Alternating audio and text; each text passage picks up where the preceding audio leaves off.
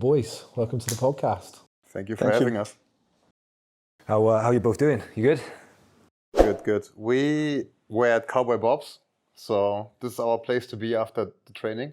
Yeah. Because Joseph always wants to go there. So now he's gone doing some seminars, and we are just continuing with the trend going to Cowboy Bob's. So what's Cowboy Bob's then? Yeah, so you guys know Chipotle? Yeah. Cowboy Bob's is a better version of it. There's no chance that's possible. I've What? just been, Bro, no! I've just been wanking over to Chipotle for 2 days, mate. Okay, wait. We have to bring you. Is it that good, is it? It's way better. It's much better. Yeah. They make the tortillas fresh in front of you. Fresh dough, they roll it up, and then they like, okay, so they cook it on, like, how can you call it? Like On the stove? Yeah, on the stove, and then it tastes Is so it that good. much better, is it? It's better. See, because I've been saying how good Chipotle is, like, because we don't have that in the UK. We don't have any decent burritos or Mexican food. Well, not in the like that. southwest, anyway. Well, yeah, not in the southwest. Yeah. And I've just been like telling everyone how amazing Chipotle is, and then How long are you here for? How many days? Another week. yeah, We guys will go there with you. Yeah, is it that Like, good? trust me, you will like it way more. it? Yeah. Much better. And it's even cheaper. Is it? It's cheaper. It's fresher, better tasting, and cheaper. We need to go sooner rather than later then. Yeah, I think. What do you do that after training? So you Yes. train and then like shower and then go there. Exactly. We can do it like tomorrow. Our appointment is in In-N-Out. Because one of our friends, Vince, came back. Yeah. And he's like a big In-N-Out guy. We too. He's like, did you guys see Vince? The very big guy? No, I haven't seen them. He was at the ADCC. Oh, right. Yeah. I know you're on about, yeah. Yeah, big so... But then if you guys are keen to, the day after we can go to Cowboy Yeah, Bob's no, again. Yeah, okay. No. Yeah, I haven't had In-N-Out either. You didn't have In-N-Out? No, mate. You're missing out, I've been here a week. Yeah, we need to up our Like, game. what really. we had Jack in the Box Terry and nearly got Blacks. stabbed. Yeah, okay, Terry Black's good. Yeah. Good. Terry Blacks was very good. Yeah. I nearly shit myself after, but it was good. Yeah, it was so bad. And he's not even joking. we had it, and I bought like way too much food, just being a greedy bastard, and then went into the like city. And like he was literally like Sweating. he was like I need to get to the toilet. he was like I need to get to the toilet. And then I was like, oh, there's a Starbucks there. I was like, I'll go buy like an espresso just so you can use the toilet. So I have this espresso and I'm sat there and I'm like, my stomach's there, I'm like, oh, and then so we're both in the toilet. Mate, I'm literally sat there like hanging on, and he's texting me. He's like, "Mate, I need the toilet. Get out." It's very fatty. Like, Mate, if you're so not used fatty. to it, Yeah, we're not used to it. We got there, I was like, fucking. You had the brisket? Yeah, Yeah. of course. I didn't get. I got the fatty brisket as well. It's like melts, doesn't it? Yeah, I had the same experience. We were in another place. It's like a Michelin star barbecue. Yeah. So it's I would say it's on the same level as Terry Black's. And I ordered 3 pounds of meat. This is normal for me. I eat 3 pounds of meat in the sitting. I don't care. Yeah. But most of it was fat. Oh, So I had all of it, or almost all of it.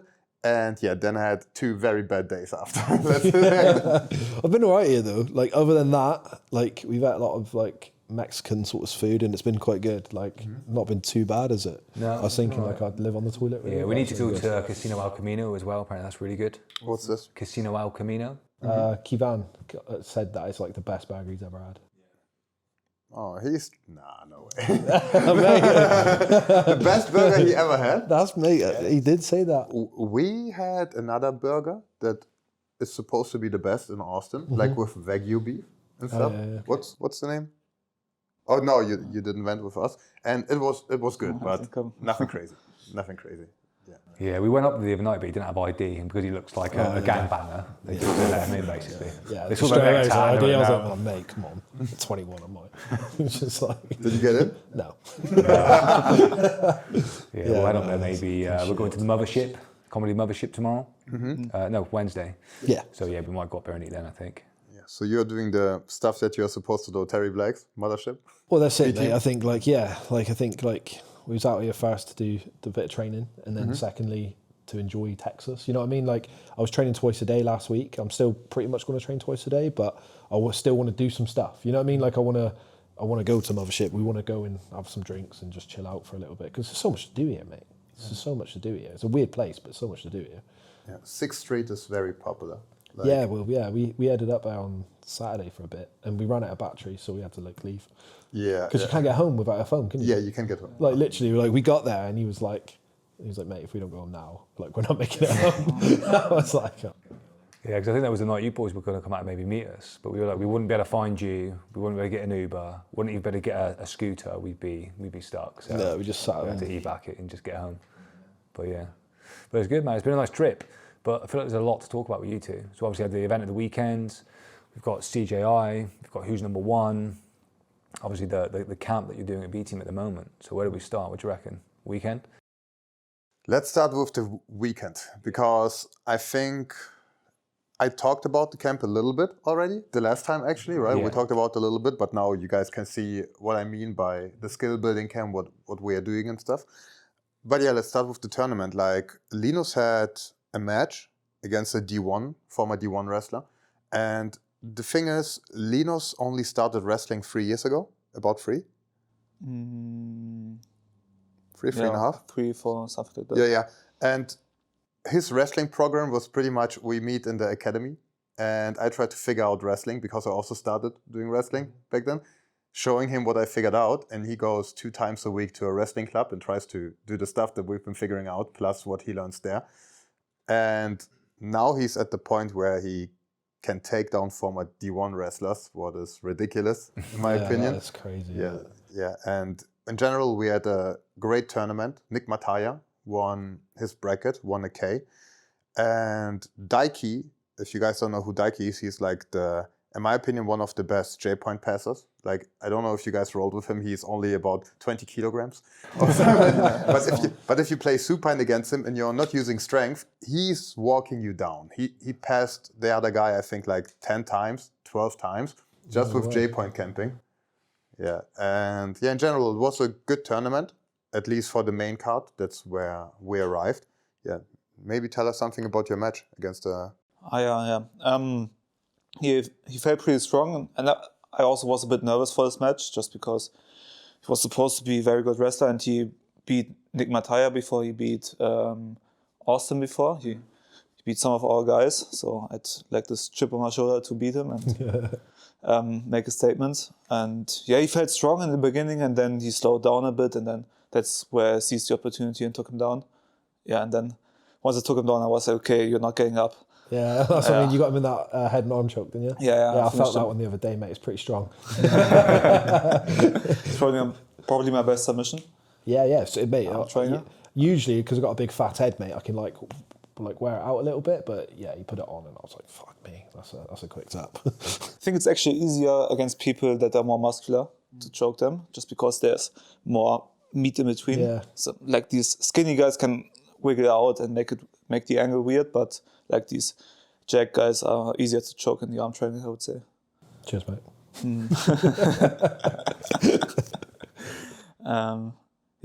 That was the match. Was weird because it was so late, and like my whole day was just there for the 10 minutes of the match. Yeah, that's it. It looked like a really good atmosphere. Yeah, it was we had fun. Yeah, we had really fun. good. Yeah, it was a fun day. Yeah, for sure. Yeah, I wish I had come really. I was like giving an arm in, and I was like, but we wanted to do like some Texas stuff, so I was like, I don't know. But when I watched all the videos back of you lot like getting in, I was like, we should have went probably. It would have been sick. Yeah, we were screaming mad stuff, especially Owen Jones. He likes to heckle. Was he talking shit to him? Yeah, and you can see with Linus, like, even if his partner is turning and giving up the back, Linus doesn't want to end up on the bottom, so he's not taking the back. He just stays on mount and smothers him until he finishes him. The cool thing about this tournament, or in general tournaments in the US, is that we can freely speak German. So they don't get anything. They're just they don't get anything what we are saying, and pretty much I think way faster in German and I speak way faster in German, because in English I still need to translate it sometimes. So it's a fun experience because he does everything one-to-one. So it's so fun to watch it. Like, if you tell him to smother, he smothers him. If you tell him to demount, he will demount. And you can literally give him instruction clearly without the opposition knowing it. So our coach back home, he moved to Cameroon, and Frank Takaju, they both speak French. So it's exactly the same. So even when I'm rolling with Frank, Sam will be giving him instruction in French. So just so none of us know. I rolled with the guy. You remember Frank? Cool. Yeah, he's very good. good. Yeah, he's very good. Yeah, and but they do that exactly the same, but in French. So when he's at competition, then he's like giving him all his instruction in French. So they none of us know what the fuck he's saying. Yeah. It's great. I think I saw one of the pictures from the event, and some dude was like looking at you like. Looking at you really straight up. I wonder what you said. It was probably something in German. And he was like, "What did you just say?" Yeah, it's just an attraction. Like people like to listen to it because German sounds rough. Yeah. It sounds rough. It doesn't matter what you say. And yeah, we had fun. We had a lot of fun. Yeah, it looks great. What was the format of the event? Well, what event was it? Yeah, it was Enigma. Okay. And it's pretty much sub only. Up until there's no overtime, right? Sub only and then ref decision. Yeah. Yeah. So, loads of the boys from B team were there, weren't they? Like competing. Yeah. Even on the prelims, there were a bunch of our guys. Yeah, I don't know who was there. The things we arrived right before Nick Mataya's first match. So, but apparently a couple of people competed before. Yeah, nice. Yeah, it looked really good. Yeah. And who else? So it was you. It was Nick Mataya. What was the little fella's name again? And Daiki. Yeah, just the three. Yeah, Nick. Like there was another guy. His name is Daniel. Yeah. He is. How can you describe him? He is high energy because he only consumes Dr. Pepper the whole day. I like his style. That's all I can consume. He doesn't drink water, just Dr. Pepper. Oh wow. What's he look like? Is he blonde? Yeah, blonde. Blonde. I tall, watched his skinny match. kid. Yeah. His match looked hectic. Yeah. It looked That's his like. style. It looked like. Did you watch it? Mate, he just looks like he's took loads of ADHD pills and just gone at him. Yeah. You know what I mean? He's on speed and gone at him. It's like fucking hell. So we are working on this little footlock system right now, and he tried to finish his partner multiple times with the footlocks. I didn't look at it, but he's good in getting there.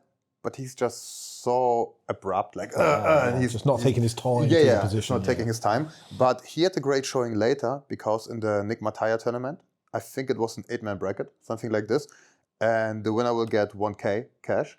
So one guy got injured, and Daniel just hopped in for the guy, and he gave Nick Mataya the hardest match of the night for Nick. For real. In the gym, it looks a bit different than in competition. I think Daniel is actually quite good in competition, looks pretty good, and he gave Nick Mataya his hardest match this night. That's quite funny, isn't it? But yeah, Nick's a savage, isn't he? Nick looks very good since I've been here. Yeah, there was a surprise. Jed Thompson was also competing. It's the orange hair kid that also trains at B Team. Yeah, he's really good, and he's young, I think. Yeah, he's really young. Yeah, he's very good. I think I know he'll, exactly what I'm about, Yeah, I think he'll be a very big name in the future. He's already coming up. But someone footlocked him on his foot with an steamer. Also a guy that's quite good. And yeah, Jed is a bit injured on the leg. So he got him there. But it's fine. Yeah, it's not like... So that was a surprise to me. And yeah, and then Nick Mataya won the whole bracket. No surprise there. He looks even better in training than competition, but I think he's getting more and more used to competing, and I'm pretty sure that he will win trials one day. Yeah, he is mustard, and he's very good. While keeping a busy full-time job in healthcare, right? Crazy. He does. Dr. Mataya. That's it. Dr. Mataya. He's very gifted genetically. We've seen him with the Oh, shirt mate, off, we just had this discussion a minute ago with Declan. I was like, just fuck off, mate. Your body's too good. Yeah, I took a picture with him after his fight to post it, but nowhere will post it. He was like, pumped as well. Just no t-shirt on, and I'm like, no way. Yeah, I'm not posting right. this. See you No. later, I'm not losing my female followers. who's this? Yeah, it's good, man. And Linus, obviously, we've not had you on the podcast before, and we just talked about the event, went very well. But tell us a little bit more about your background and your training as well, like when you started Jiu-Jitsu and your journey up to now. Yeah, I actually started at the place where we still train in Berlin, BJJ Academy, and when I first got there, I actually signed my contract with Dima. So he was working there when I went there when I was 14. And yeah, he was the guy behind the counter that did the contract with me, and yeah, the rest is history. In the beginning, I trained NoGi, up until blue belt, and then Dima was starting to train more NoGi, and then kind of made me train with him, and then I started the transition because I like even from my first tournament when I didn't train NoGi at all, I always kind of performed better in NoGi than in the gi. Like probably just a style thing, and then then I transitioned. And yeah, the wrestling thing actually came along and during the lockdown, because there was no way to train, and me and a friend just met up at the park, and we wore shoes, so it was like kind of annoying to be on the ground, so we just wrestled the whole time. That's one way to start wrestling. You cannot call this the start of your wrestling career. That's not wrestling. I'm serious. I watched videos, watched technique and shit, and prepared for these training sessions. And it was like also Berlin winter. It was in the snow. We just met up in the park and grappled. Did you also do fisticuffs? I also did some striking there. How did you not get arrested? Or did you get arrested? But there was a security guy who was like, "Oh, you're not supposed to do that, but I will let you go." And then he forgot about us. The next time he saw us, he was like, "Okay, you're not supposed to do that, but I will let it slide." He did it every time. Maybe he was also a boxer. Just concussed. CT, yeah. So was Dima your coach in Germany? Yeah. Since when are you my coach? Yeah, so when I was behind the counter, I couldn't train because this was the time where I got injured. Electric chair, yeah. So I was out for 2 to 3 years. And at this time period, like right after my injury, I would say, did you start in 2019 or 2020? End of 2019, right? No, beginning of 2019, I think. Must be after June or beginning of 20. That doesn't matter. It was after my injury. So I signed them up, and then pretty much I left the academy because I couldn't walk anymore and I got depressed around the gym. I tried to train, but every time I tried to train, I just injured myself more. So I just took a break, I would say for a year, 1.5 years, where I tried to not come. I just watched instructionals at home pretty much in matches. And this time he started his Jiu-Jitsu in the gi with my professor, Robert. Huh. And then when I came back, then we immediately started working on it. So after 1.5 years of his training, from this point on, I just took him under my wing more or less because he wanted to. Like, even right now, I would say I only had 2 students in my life, real students, because they really committed to it. The others pretty much just come and go. Like, I'm not doing classes in the BJJ Academy and just go there and do my thing. And Linus was one of them, and he followed me through the whole world pretty much. And yeah, so from this day on, we pretty much trained as much as we could. I tried to show him as much as I could. And even after B team, the first time when I went, so when I came back in April, this is where it really started. This is where we really committed to it and made it, we made like a deal that we want to dedicate our whole time into it. And in the beginning, it was more like training partners, but I had to build them up, right? Because I had no training partners back then. So at the nice time, so I could beat the shit out of him. This was great. Now it's not possible anymore, but I had to build them up first. And then at the same time where he started to become quite good is also the time where I stopped thinking about competition because I got more injured more and more and more. And yeah, this is how it started pretty much. And then I committed fully to coaching him. Nice. Yeah, nice. And what was the inspiration for you to pursue Jiu-Jitsu as a career? First wanted to box, but my parents didn't want me to strike. Good decision. Yeah, Your striking is horrible. Your striking is horrible. Maybe if I trained it would be good. But yeah, and then I watched Khabib against McGregor, the UFC match, and I was like, wow, this grappling thing is kind of nice. And then I wanted to start like wrestling or jiu-jitsu and stuff, and that's how I found the academy. That's how I got there. And was the kind of the wish always to be a professional athlete? I used to play football, soccer. Yeah, football. We'll call it football. Yeah. We're European. British, Yeah, we'll call it football. Yeah, football. I always used to play football, and I wasn't that good, but I always took it very seriously.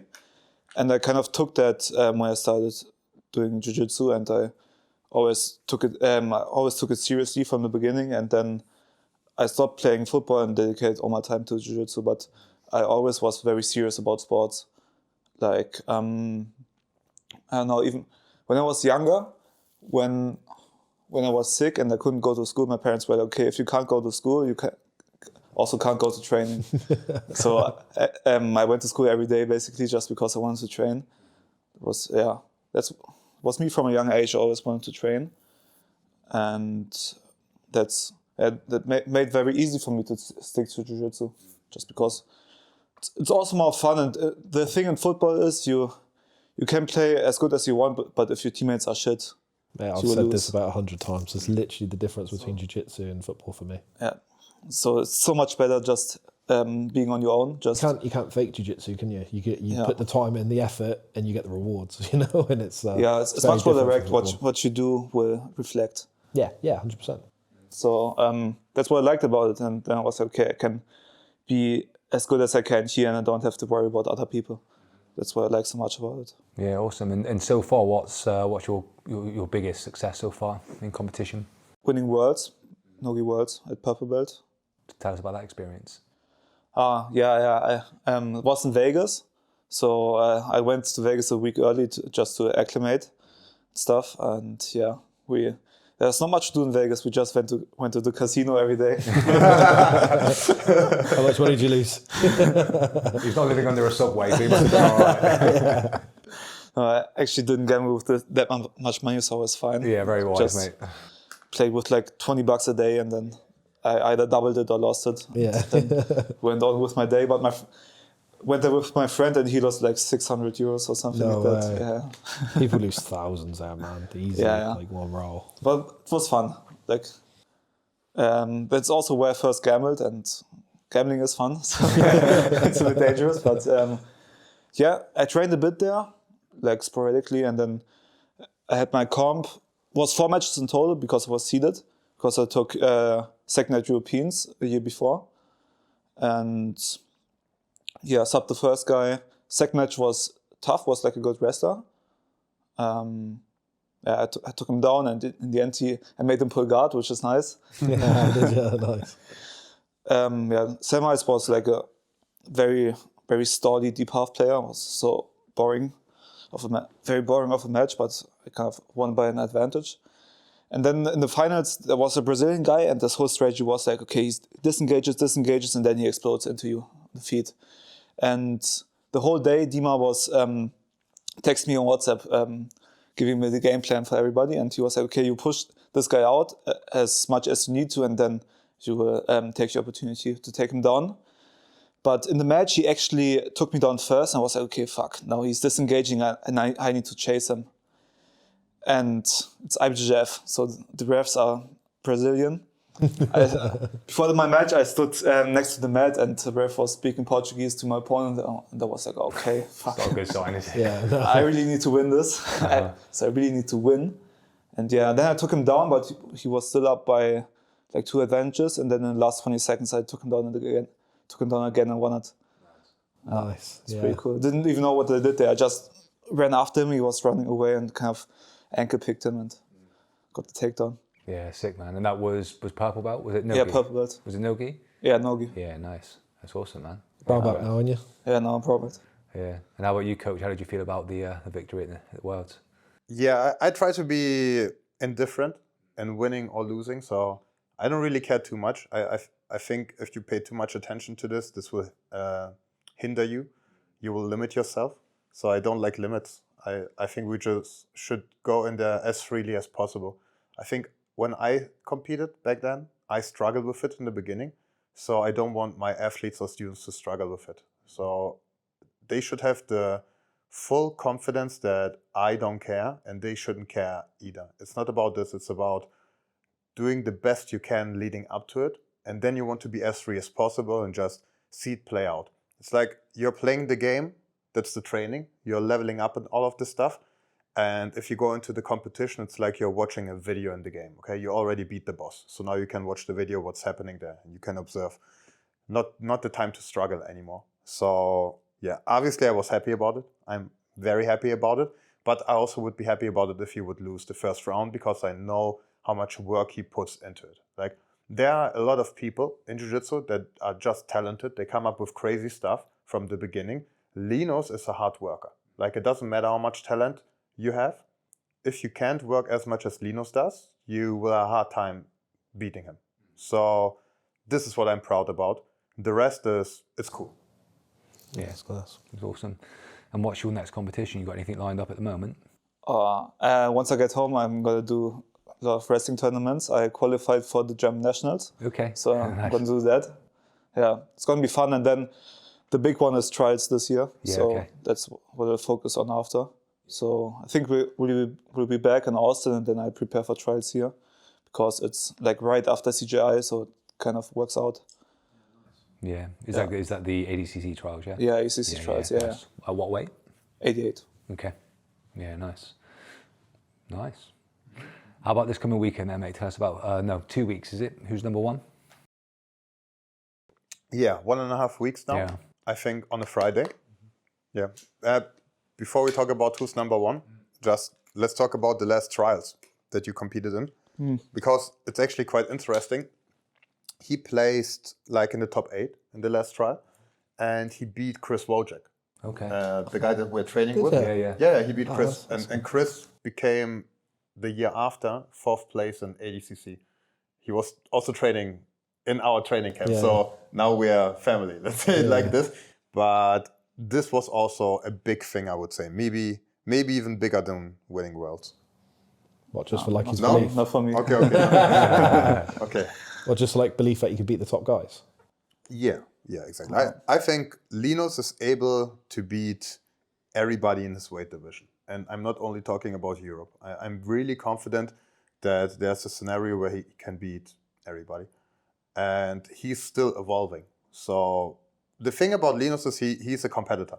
He's a true competitor. And it's hard to be a true competitor. Either you have it or you don't. So this is a big advantage. And again, he's leveling up while he still has the trump card of being a competitor. Yeah. Right? So who's number one? So in 1.5 weeks, we will have who's number one, and we will have a couple of guys competing. So this podcast will be out after who's number one, so I will go a bit more in detail. Not too much, but a bit more. We have J-Dog competing against Ben Eddy. I don't know if you guys know J-Dog. Yeah, he does the podcast with J-Rod, yeah? Yeah, exactly. So he's also pretty good, especially in wrestling. He's a former D1 wrestler too. And yeah, he will have a match against Ben Eddy. This will be interesting. Taylor has a match, right? Yeah. Taylor, she is also really good in wrestling, improves in Jiujitsu every day. And she is definitely a problem for the women's division in the future. Yeah, I think so, yeah. I had a little roll of her today. And her movement is so good. So good. It's just really good movement, like you said. And who else? Owen Jones, our boy, will fight Julian Espinosa. We can talk in detail about this because I think this is quite a fun match. Not because they are matched evenly, just because of Owen Jones.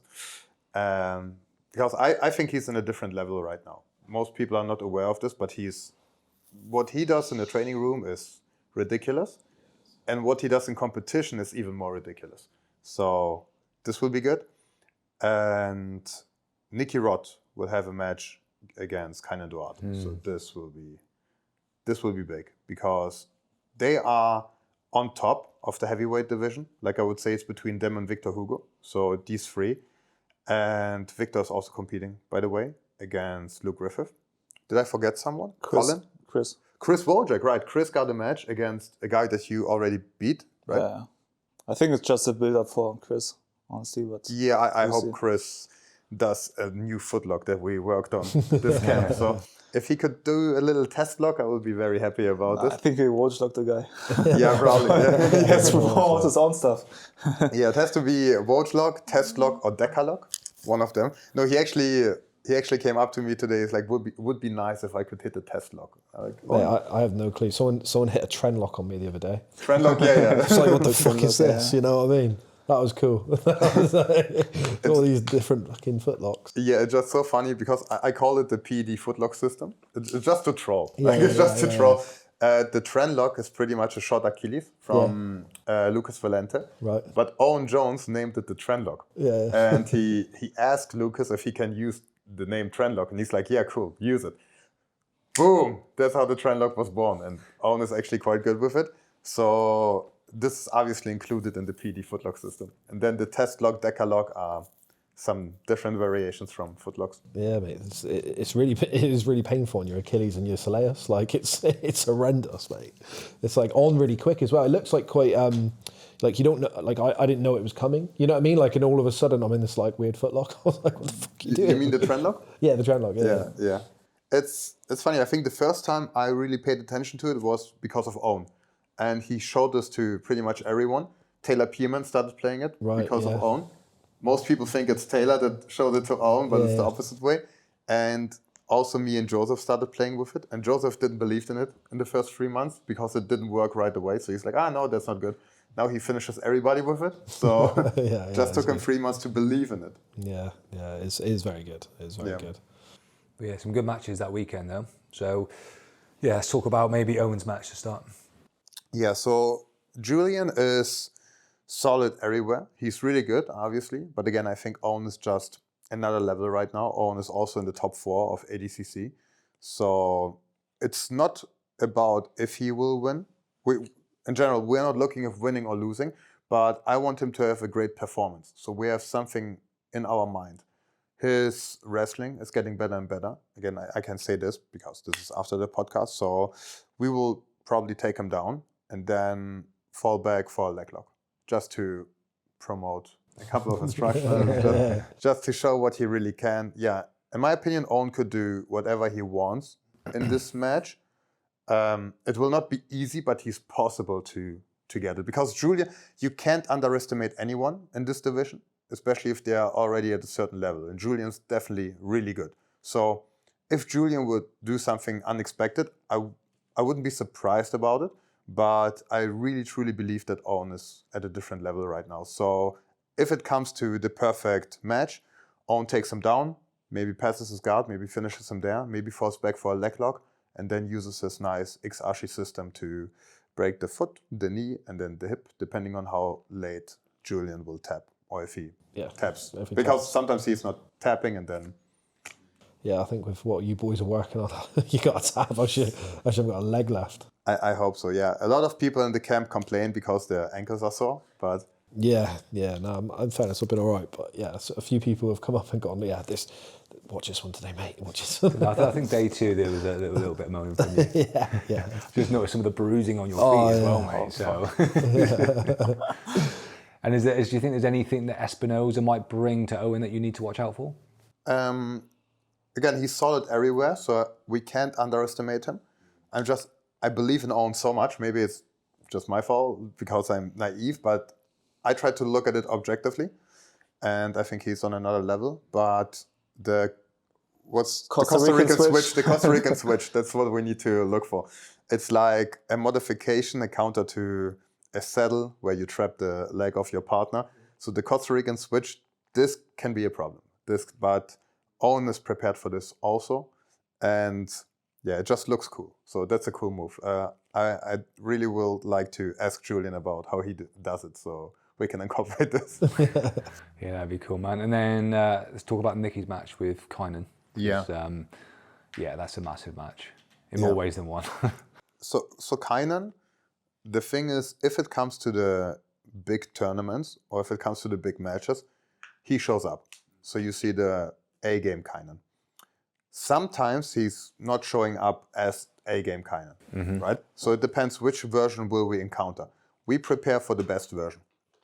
And with Nicky, it's like if you saw the match against Victor Hugo, I think he looked good, but when I came back to the gym, Nicky wasn't as sharp as he was in the end of the CJI 2 camp.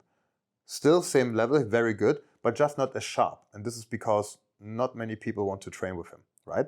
So he just needs a bit of training with training partners that actually help him.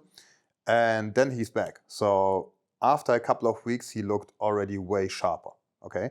So I think this Nicky Rod, the one against Victor Hugo, no excuses, was really good. But this Nicky Rod is even a bit better.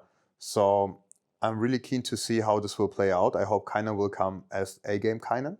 And then we will have a great match. Because Kynan beat Nicky Rod already 2 times. So it's time to avenge this and start the winning streak.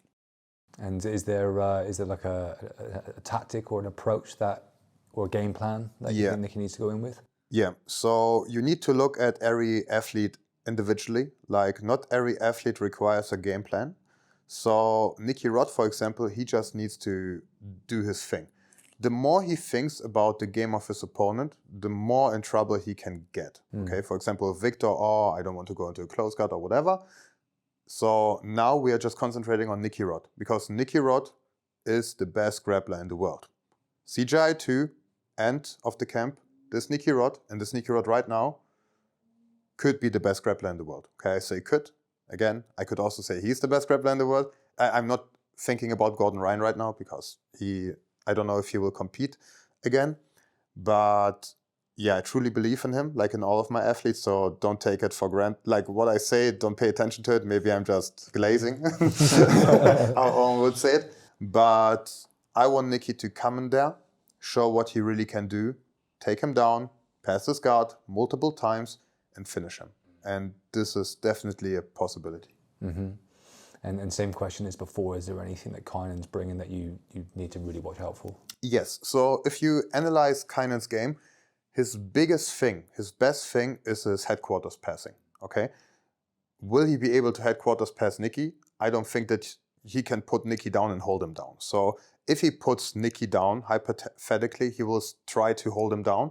Nicky will try to come up, and this is where he could maybe get a back take. But that's not his most dangerous part. It's his headquarters passing. So I think it will be hard for him to do this.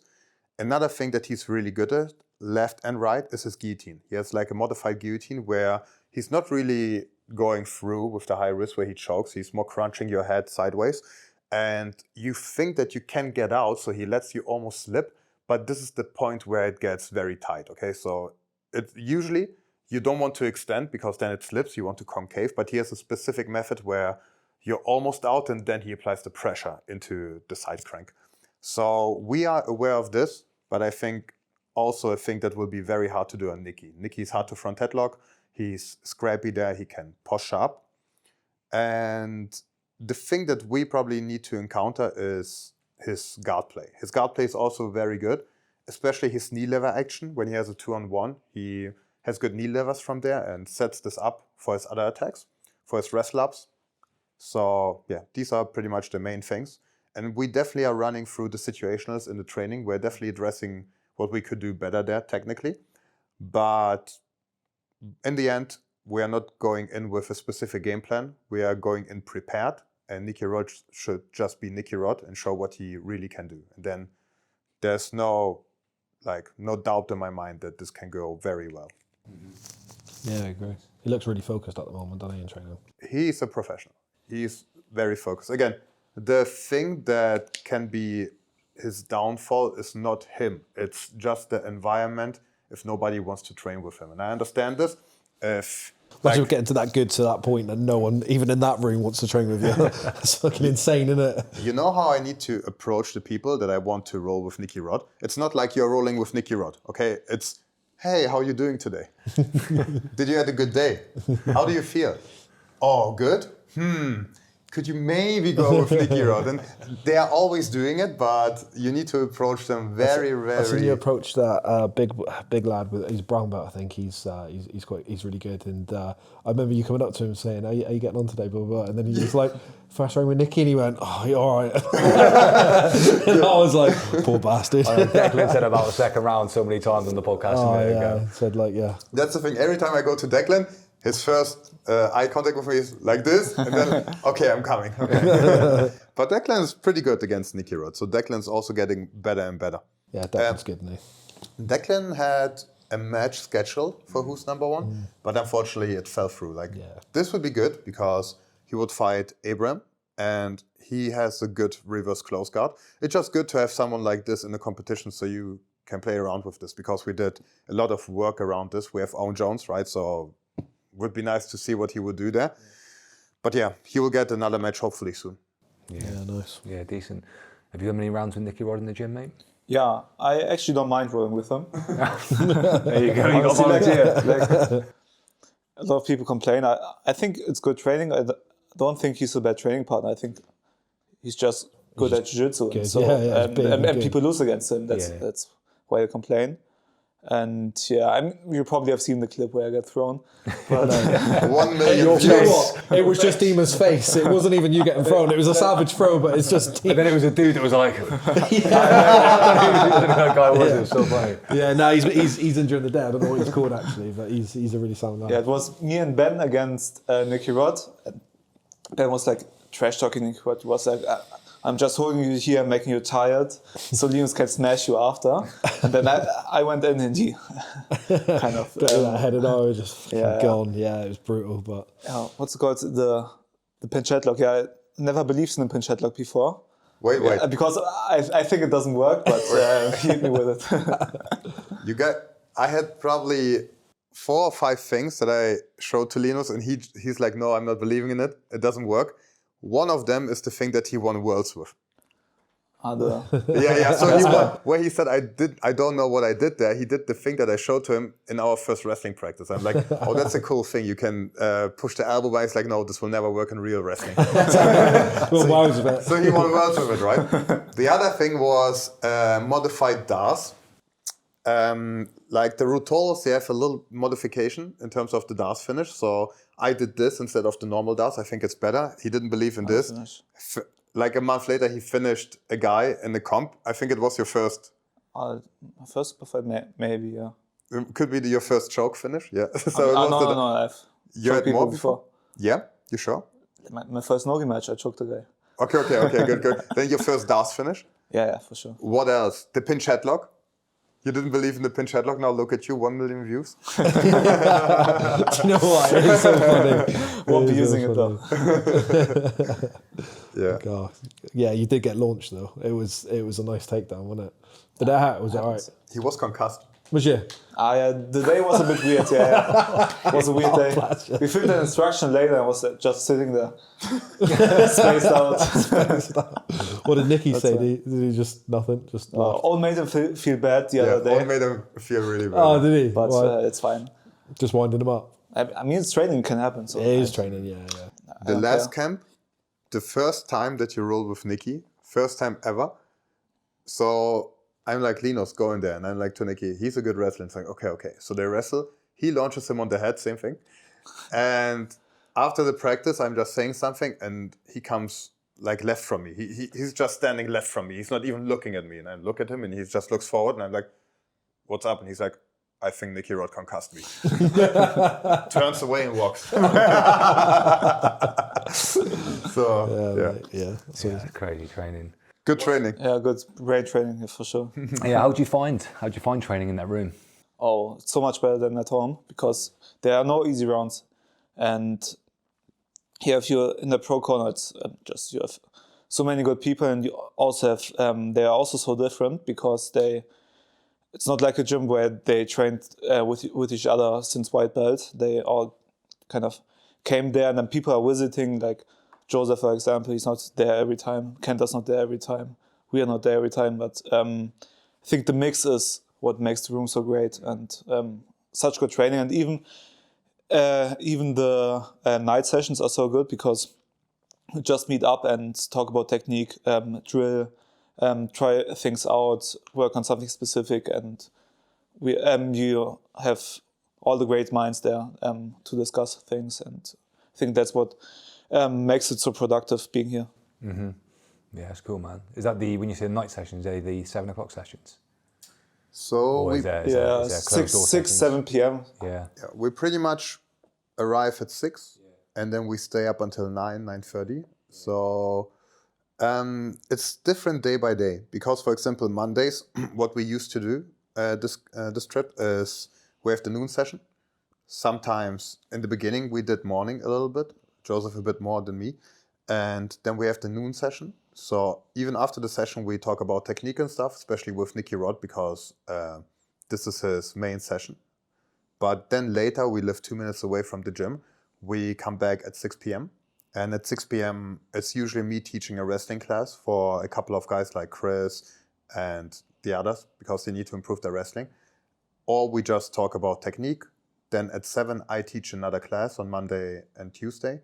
And if I'm not teaching, I like joining them. And everybody is there talking about technique, like looking at what you could do better. So it's pretty much a community with open source data. So we share everything and we try to improve based on the hours that we are there. And the noon is like the pro session. This is where we want to improve whatever we are working on. In this case, it's skill development, our little PD footlock system or Owen Jones' X-Ashi system. And at night, we're pretty much doing everything. And right now, because it's a skill camp, that's good. But if we come back to a competition camp, maybe we need to adjust it a little bit in the night. Yeah. Yeah, we need to get in for a night session. Yeah, I think tonight's probably the night. Isn't it? Yeah. We're a little bit scared because we might get killed on the way back, but I think we'll be all right if we... The Crackheads, We feel safer now we're on the scooters. Yeah, scooters, I'll just beep beep, see you later, motherfuckers. We saw one the other day, he had like a knife. He was like... Yeah, he was really? fighting the air and talking to himself and was like... Yeah, he was that close to us. Like how we are sitting to each other, he was that close to us. And saying something, we're like, oh damn, level 8 crackhead. Yeah, talking to himself, he was like...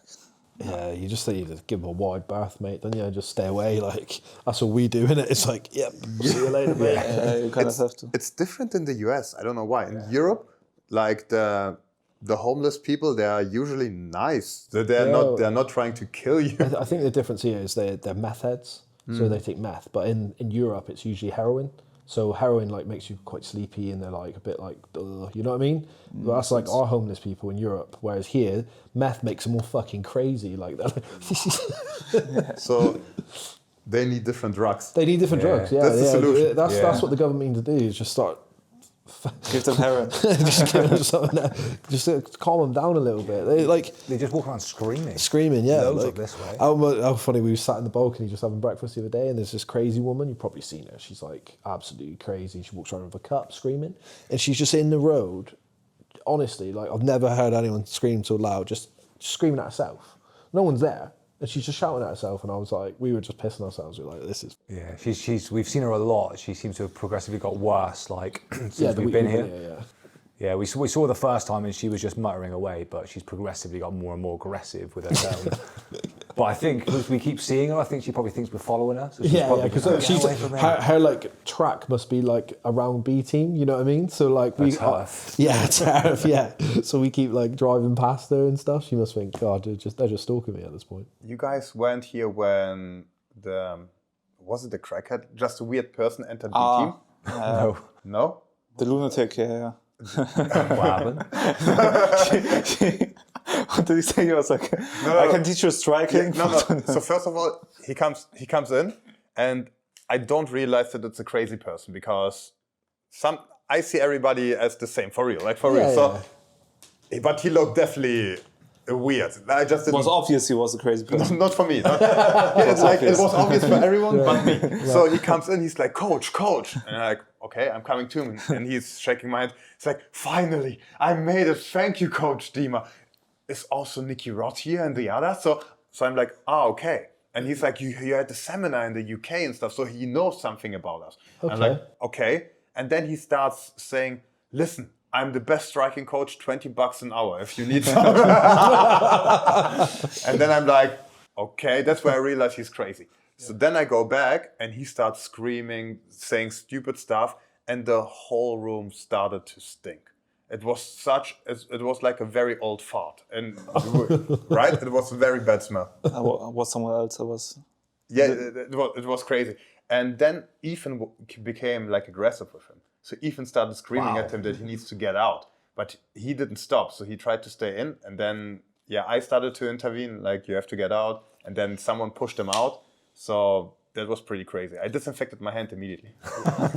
When was this? Was it longer? 4 weeks ago. Yeah, in the beginning, right? Yeah, it stank for another 20 minutes. It was crazy. I don't know how I didn't realize it was a bum. I think he probably fooled you with the insight that he had. Yeah. As you were explaining, I thought, it must have been someone you met in the UK. Yeah, exactly. I thought something of the UK. And then $20 an hour.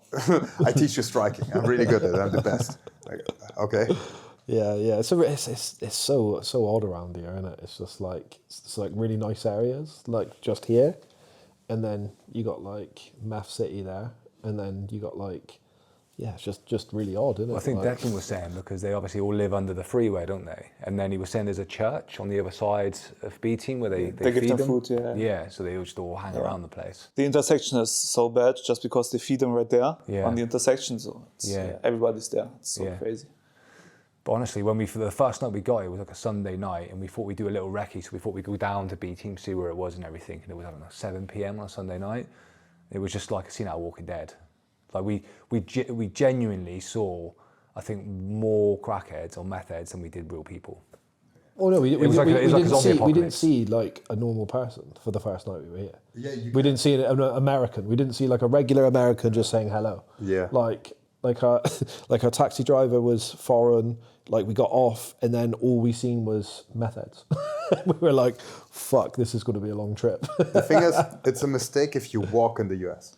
Yeah. You can't walk. No, you only see crackheads. You need to drive a car. Yeah. Well, we've been all right on the scooters, mate. I've been zipping past them. Like. But you know when one of us see a crackhead, because suddenly you just do a massive swerve on the scooter. Yeah. Okay. That's not somebody waiting for a bus. Yeah. Oh yeah, it's madness, man. Right, where were we? Went on a tangent there. We were talking about just training, I think, at B Team, right, in general. Yeah, and And then the night sessions. Night sessions, and then should we move on to CJI? Yes. What's the Let's inside scoop? move on to CJI, yes. Yeah. Do it. So you're obviously the captain or coach for the squad, B Team. Yeah. So what can you tell us about how that's coming together at the moment? Yeah, so again, I assume by this point everybody knows. If not, we just wait with the release. Our wildcard will be crazy.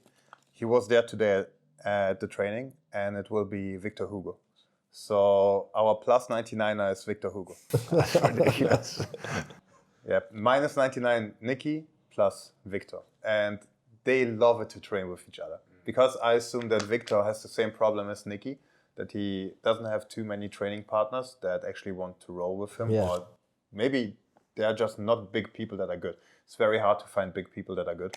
And now they have each other and they seem to enjoy it a lot. That's such a duo at the top. Yeah, Victor's massive, mate, isn't he? Yeah. I was saying it earlier, He's like 266, something like this. Yeah, I just went over to say hello to him the other day, and he's just like a giant human. Like I was like, fuck, he's big. But it's so good to have him in our place. He's like the nicest guy ever. He's very nice. Very humble. Asked a lot about what we are doing there, about the footlock system. Asked in general, like I couldn't be happier with what kind of person he is, because you also want to have a good person in your team, right? We all need to get along. And he is a good guy. Like I can't complain at all. We also had Sanji today in.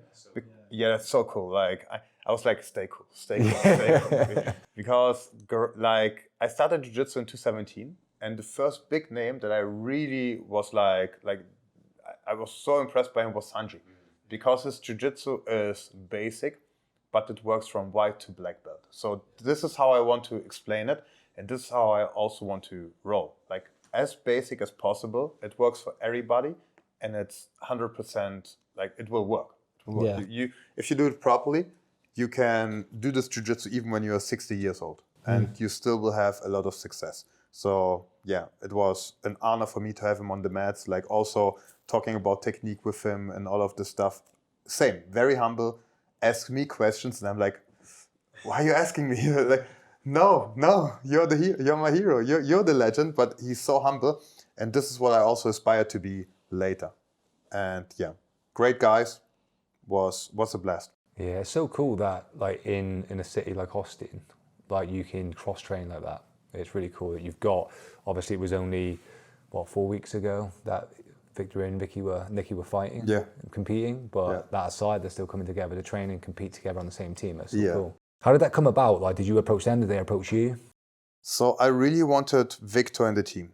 I really wanted him in the team because I think he's a great addition, and with him we can win the million. And as the $1 million coach, I don't want to lose my spot. Yeah. So we need to win another million. And first of all, I need to talk to Nicky, right? So I talked to Nicky and I'm like, are you cool if we approach Victor? And he's like, of course, I can train with him every day then. I'm like, say no more. So then I wrote Victor. We talked a little bit about it, and Victor also liked the idea. And then he was here. And Seth helped a lot, like the owner of B Team. And yeah, he was a big help in the process. So he did all of the organizational stuff, more or less.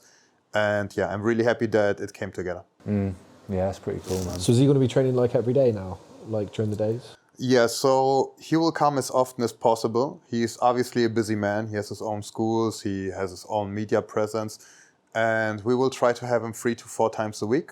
And sometimes he will also come in the evening class. So I just have more time in the evening with him specifically one-to-one, so we can look at different things that maybe they are not doing. They are obviously great in Jiu-Jitsu, but everybody has their like special things, and maybe I can give him some of the ideas that we can work on together. Yeah, we definitely got to do an evening class, mate. Yeah. Evening class is fun. It's so much more chill and so many great minds. Again, I look at B Team as IT developers. Like we have so many great IT developers. This guy is good in back end, this guy is good in front end, this guy is good in Java, and so on. And my role pretty much is just to be like the head developer, to observe everything and to put everything together. This doesn't mean that I know everything about everything. Like, this is not true. If any coach tells you so, they are just lying. They are just lying. Don't be a coach that is like the god of the room and only he knows what to do and stuff. That's like, I'm not the biggest fan of this, especially not in a room like B Team where you have so many great minds. So open source is the way, and evening class is the way to go. Yeah, that's nice. And then tell us about the rest of the team. So big boys at the top, who else we got in the B team? Yeah, so 66 will be decided soon. Ethan Krellenston will fight Owen Jones, and whoever is in will be a good addition. 77 we have Joseph Chen. Yeah, nice. We thought about like making a match with Nicky Ryan, but Nicky Ryan is out because of the surgery. Yeah. And 88 will be Chris Wojak, and minus 99 will be Nicky Rod. And then we have some team in it. Yeah, that is some team. Victor Hugo. Yeah. So you said Ethan and Owen will fight for that spot. Were you talking literally there? Yeah. On the 21st of April, they will have a match in the B Team gym. Nice. And it will be probably streamed if everything goes like we plan to. Okay. That'd be sick. This will be sick. This will be sick. The thing is, like, it's good, but it's also bad because one of them will not make it. Yeah. And I just hope that the one that is not making it can still make it to CJI. Yeah, that's what I was going to say. Like, has Owen got more opportunity to make it to CJI with like the English, like, you know what I mean, the European team? Yeah, I think... 'Cause he'd be the obvious choice for a European team, wouldn't he? Yes, he would be the obvious choice for the European team. And I think Ethan will also get a spot. Like, if... What, just as like a wild card somehow? Yeah, maybe there will be a North American team or whatever. Like, I can't imagine that they don't want under 66 in Australia are using a wild card, aren't they? Mm. I think they wanted to draft Pato, right? That was one of the names Declan mentioned. Yeah, there were a few. Yeah. Yeah. So let's see. This will be interesting. And then we have a good CJI team. And then we will have a good CJI prep in the mid of July. Because we are here only for 2 more weeks. And already 8 weeks have passed. But I must say this trip is way more chill because we concentrate on skills. Yeah. So we don't need to go hard every day. Some people that are competing need to go a bit harder, but it's way more fun. We can talk more, we can improve more in terms of skill. And then the next camp will be way harder and we dig in again. Harder than that? Those this is not hard. Fucking hell.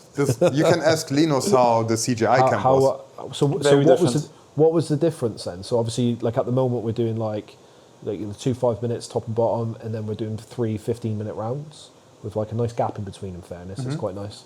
But so what do you add into that? Is it like more rounds, or is it more intensity, or is it volume? So it's just structured differently. For example, the beginning we do base, right? Base is a tool that I use to improve 2 of the 6 essential skills. That's, if you guys want to know more, like check my Instagram, or my Patreon. But when it comes to a competition prep, we have 3 tools: base, height, and connection.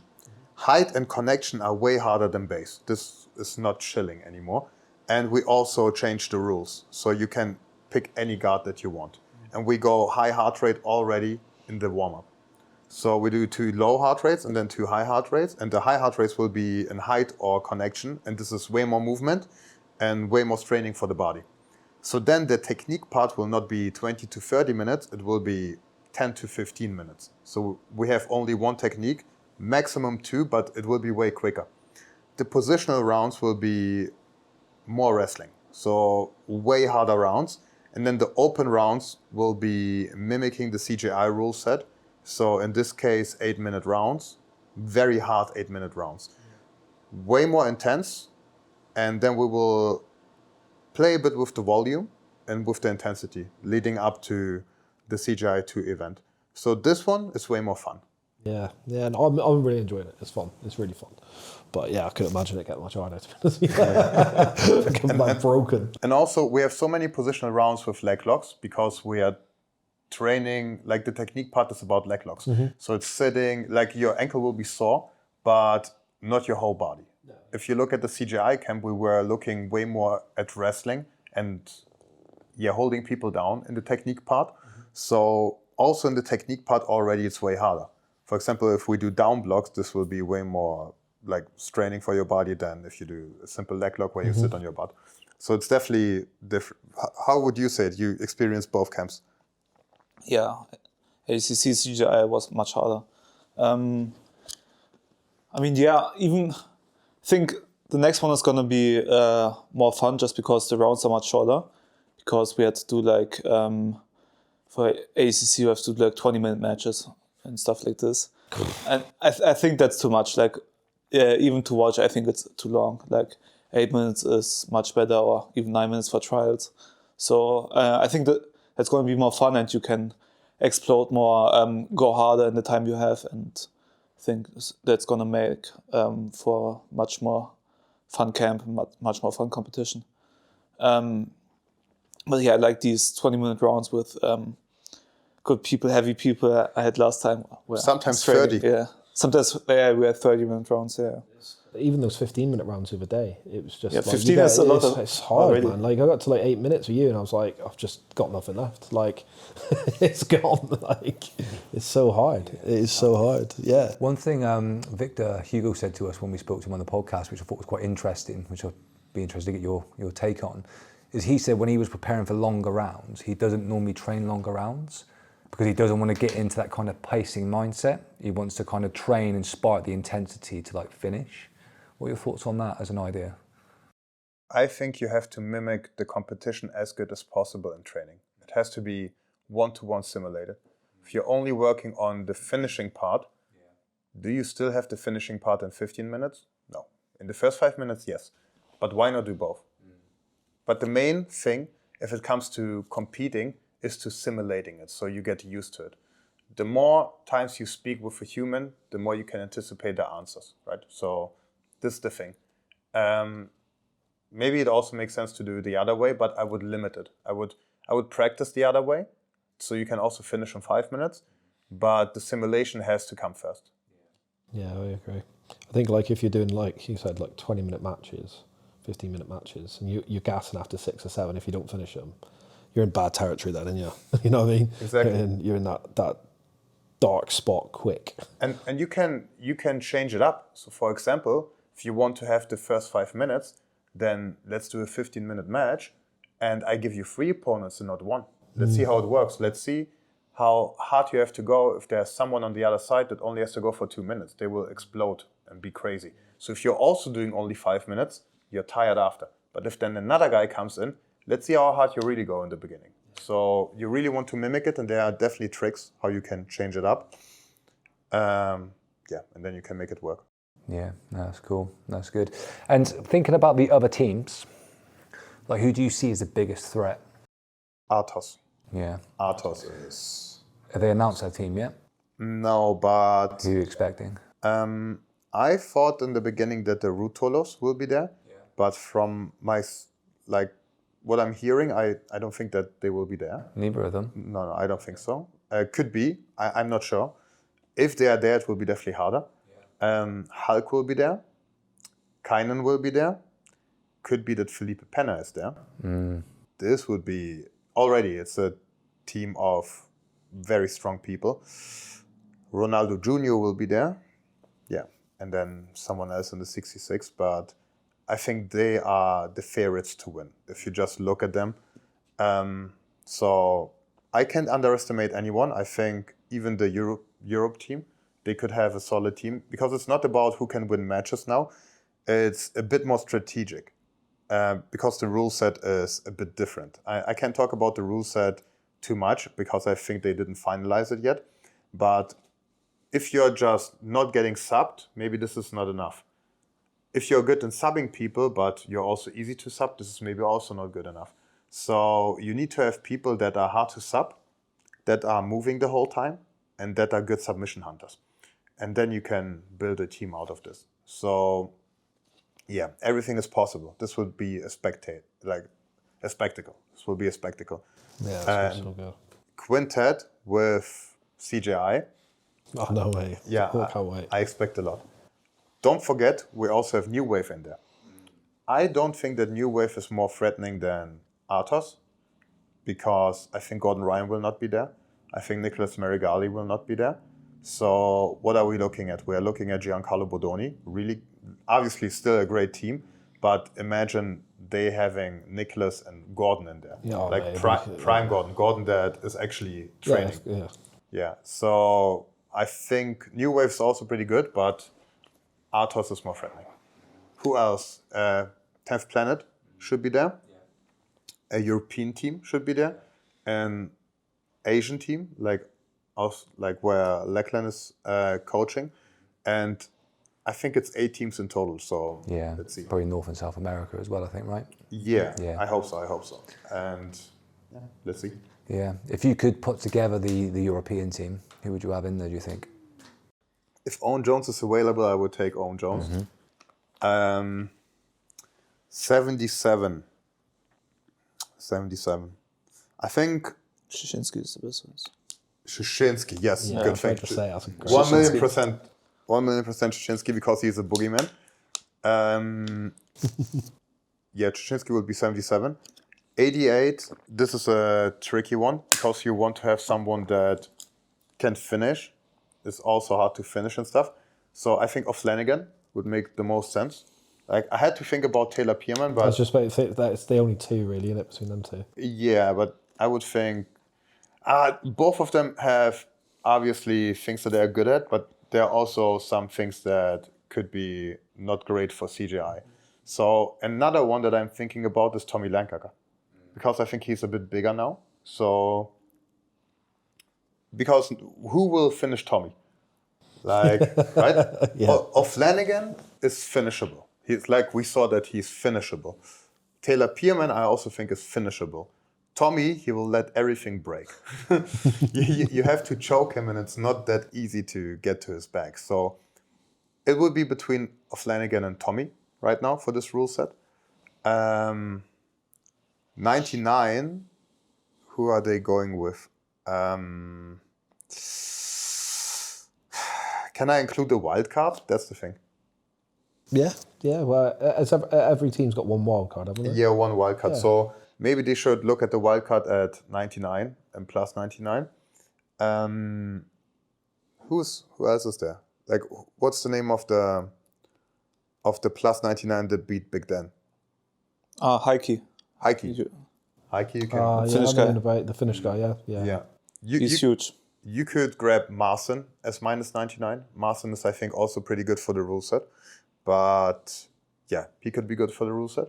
So something between them. And try to get a crazy pick. Try to get someone unexpected that is really good. But yeah. Yeah, no, it's going to be good. And I think we were chatting to Declan about the sort of Australasia team as well. I think there's going to be some tough guys in there as well. They could put in Declan. Yeah. In minus 99 because Declan is also British, right? He is, yeah. Yeah. So But he wants to do the Australia team. yeah, he wants to do the Australia team. So if he's not in the Australia team, I would definitely pick Declan because Declan can do it all. He can pass, he can finish you, and he's hard to finish if you don't put him in a front headlock. Cut this. Don't cut this. Work on this. No. I think he's now way harder to finish on the front head. So Declan would make perfectly sense for a team. Doesn't matter where. Mm. Yeah, it's good. I just can't wait, mate. Yeah, it's going to be a good event. Yeah, we were hoping to see the pit wall still out in B team, but it's out the back, I think, at the moment. No, it's gone now. It will come back, bro. Yeah, it will come back later. I see a lot of gyms having pit walls now. Yeah. So people have them installed, like, just as part of the gym. Yeah. We went to a random gym in Germany and they had a pit wall. Really? Remember? Leipzig. They have it in Leipzig? Yeah, true. Yeah. Crazy. In Munich, MMA, they have pit walls now? Yeah, I guess it's the way that Jiu-Jitsu is going to go, though. I think it's like the best format. You know what I mean? Like if more competitions use it, it's the way forward. It's the way forward for Jiu-Jitsu. It's the only like way I think spectators can watch it and enjoy it. You know, keep resetting it, going out. You know, cage doesn't quite work. You know, I think a pit is perfect, but it's just applying that to different fucking things. And hasn't Craig very cleverly as well, like licensed it now? Yeah. You know, so. Craig and Seth, they both did a very good job. Not only with the pit, people think, oh, it's just because of the pit, or just because of the athletes. No. They are doing a great job of entertaining in general. 100%. So they put everything together, and yeah, I think because of them, it could be the next big thing. Not only the CJI pit, but the rule set and everything else. Yeah, I agree. Let's see how ADCC will continue, because I think Mo is not in charge anymore of ADCC. So I don't know how it will look, but remember how it was before Mo. Like we had ADCC in Finland, right? In 2017, and in 2019 we had it. That's where it started, I think, with Mo, right? 2019, or did it start with 22? But yeah, it got progressively bigger. So I'm very keen to see if it goes down or if it stays at this high level. Yeah, it'd be interesting. When we were chatting to PJ, his episode went out this week, but he still kind of like really values the prestige of ADCC. And I wonder if still a lot of people still look at that, but how long that will continue for remains to be seen, I guess. Yeah, it can switch. I think it can switch. ADCC definitely, especially for wrestlers, I think they see it as the Olympics, yeah. Exactly. But it's because you believe in it, right? Everything is just out of the belief. If you wouldn't believe in money, it would be just paper, right? So the more people believe in it, the more prestige it will have. But if every year you have the best people trying to win 1 million, and then the competition gets higher there, people will stop believing in ADCC. They will start to believe in CJI. Like, how many people are believing that if you win IBJJF NoGi World's black belt, that this is that you're actually the world champion? How many people will believe it? Probably not many, right? But if more people would believe in this than ADCC, then yeah. But if you look at the competition, Worlds and ADCC is like far apart. But it wasn't like this always. It's only in the past years, because we had more superstars in ADCC. We had the Gordon Ryans, we had the Nicky Rods, we had people like Mo that are pushing this. So I think before that, ADCC was still there was a prestige, but it was different. It's not to the amount that it was in the past 5 to 6 years. So again, I'm very curious to see if it goes down or if it can maintain this prestige status. Yeah, I think they've just got just from like a spectator point, they've just got to make it as entertaining as CGI.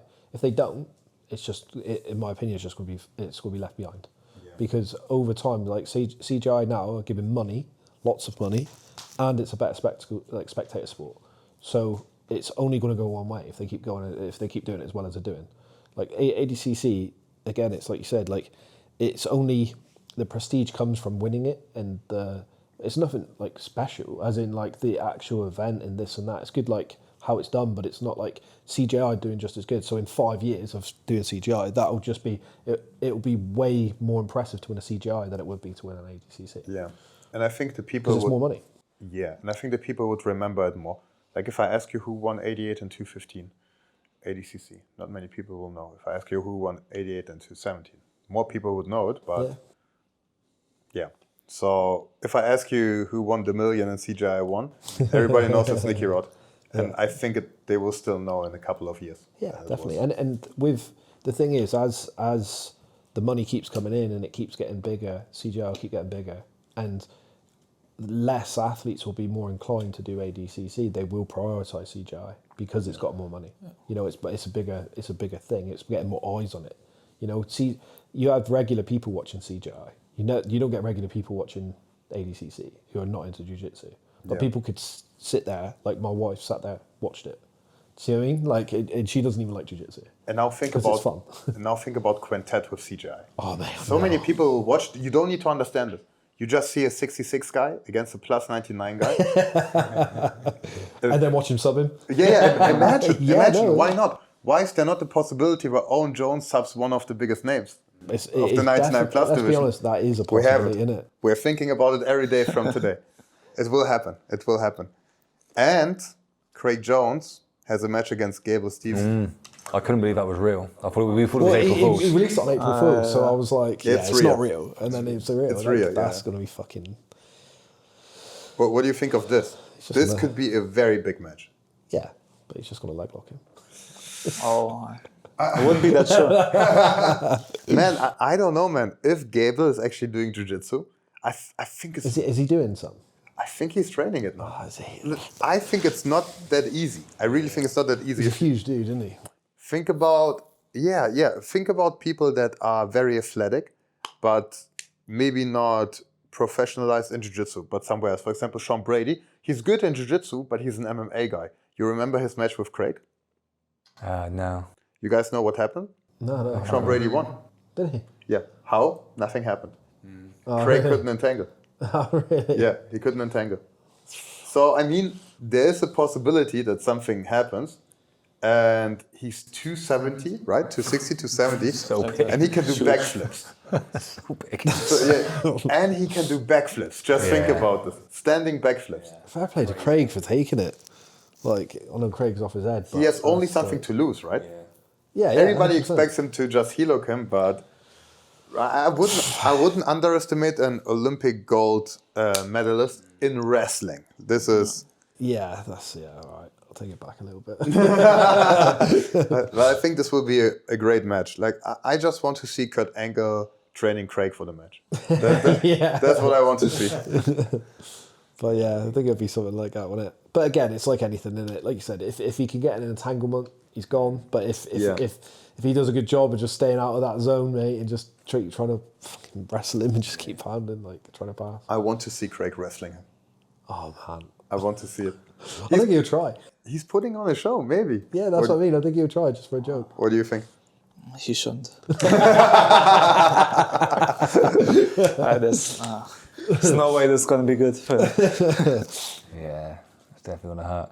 Now about yourself, mate, thinking about like ADCC, CJI, like your own aspirations as an athlete, what's more attractive for you right now, do you think?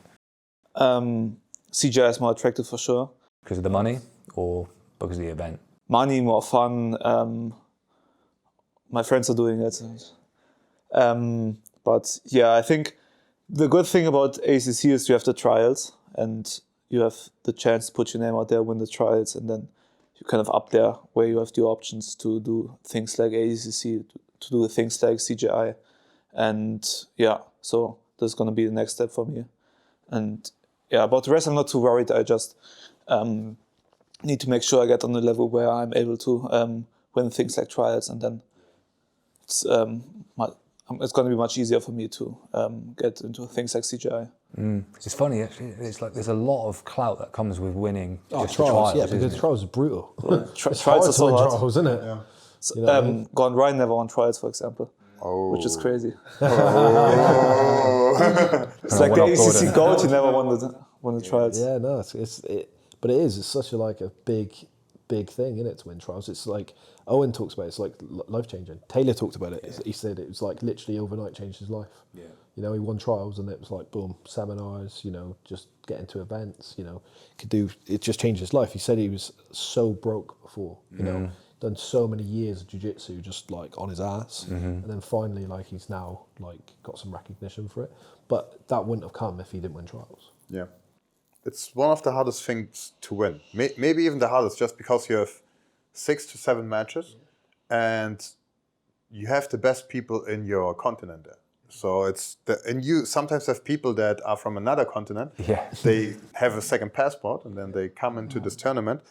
And yeah, if you win it, you definitely belong at the top.